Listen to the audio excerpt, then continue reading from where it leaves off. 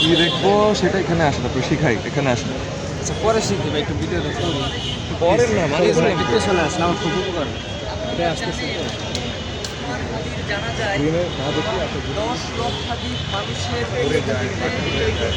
আমরা বর্তমান সরকারের কাছে কিছু দাবি জানিয়েছিলাম। প্রথম দাবি হচ্ছে ওসমান হাদিকে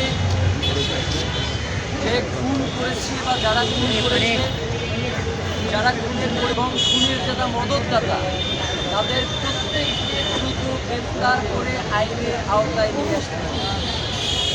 এবং আমরা এর সাথে এও বলেছি যে আগামী 24 ঘন্টার মধ্যে সরকারের স্বরাষ্ট্র উপদেষ্টা এবং সহকারী উপদেষ্টাকে গত 1 সপ্তাহ ধরে তারা খুনের ব্যাপারে কী পদক্ষেপ নিয়েছে আসামিকে গ্রেফতারের জন্য, সেই ব্যাপারে তারা জনসম্মুখে এসে জনতাকে জানাবে। এবং দ্বিতীয়ত আমরা বলেছি ইন্টেলিজেন্সের মধ্যে হাসপাতাল মেরে বসে থাকা আওয়ামী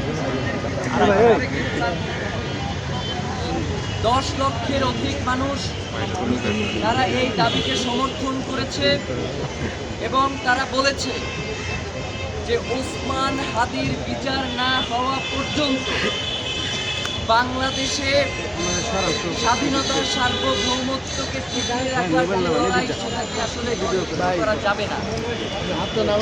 তারা বলেছে আগামী যে নির্বাচন